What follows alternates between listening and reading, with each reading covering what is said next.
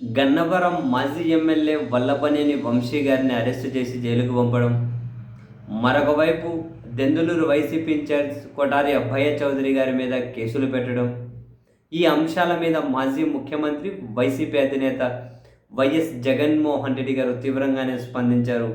ట్విట్టర్లో ఆయన ఒక ట్వీట్ వేశారు. రాష్ట్రంలో చట్టానికి న్యాయానికి చోటు లేకుండా పోయింది.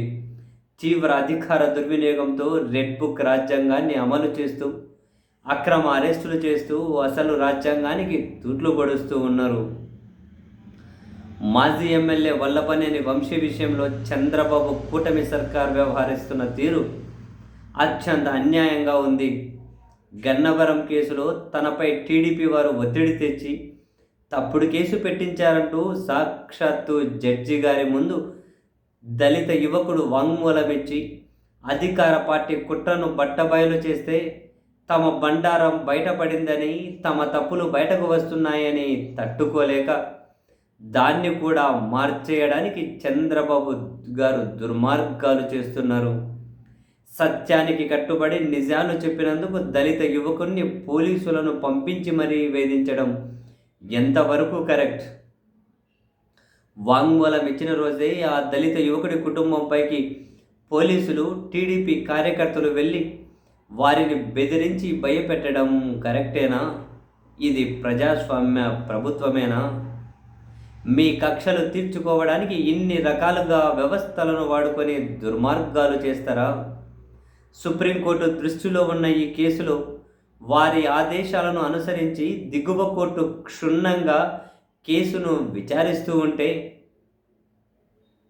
పెట్టింది తప్పుడు కేసంటూ వాస్తవాలు బయటకు వస్తుంటే మొత్తం దర్యాప్తును, విచారణను, చివరికి జడ్జి గారిని, న్యాయ ప్రక్రియను అపహాస్యం చేయడం, అధికారం ఉందనే అహంకారంతో మీరు చేస్తున్నది అరాచకం కాదా? ఇది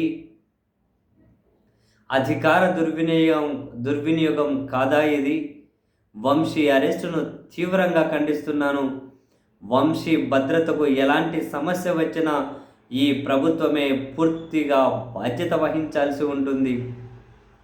మరోవైపు దెందులూరు మాజీ ఎమ్మెల్యే కొఠారు అబ్బయ్య చౌదరిపై తప్పుడు కేసును తీవ్రంగా ఖండిస్తున్న కళ్యాణ మండపం ప్రాంగణంలో అబ్బయ్య చౌదరి డ్రైవర్ను టీడీపీ ఎమ్మెల్యే బూతులు తిట్టి తిరిగి అబ్బయ్య చౌదరిపై ఎస్సీ/ఎస్టీ కేసు పెట్టడం దుర్మార్గం.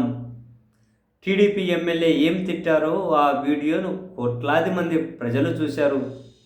మరి ఎవరిపై చర్యలు తీసుకోవాలి? తప్పులు టీడీపీ వారు చేసి వారిపై చర్య తీసుకోమని కోరితే పోలీసులు ఎదురు కేసులు పెట్టి అన్యాయంగా వ్యవహరిస్తున్నారు. అందులోనూ 307 అంటే హత్యాయత్నం కేసులు పెట్టడం ఏంటి? అందులోనూ బాధితులపైన రాష్ట్రంలో దిగజారిన వ్యవస్థలకు ఈ నిదర్శనం కాదా?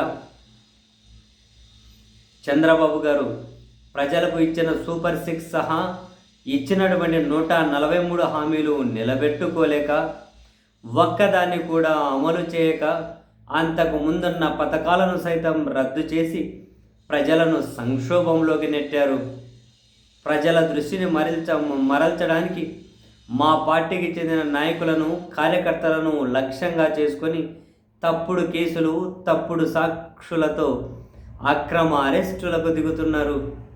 మీ తప్పులను ప్రజలే తమ డైరీల్లో రికార్డు చేసుకుంటూనే ఉన్నారు. తగిన మూల్యం చెల్లించక తప్పదని హెచ్చరిస్తూ ఉన్నామని జగన్మోహన్ రెడ్డి గారు ట్వీట్ చేశారు.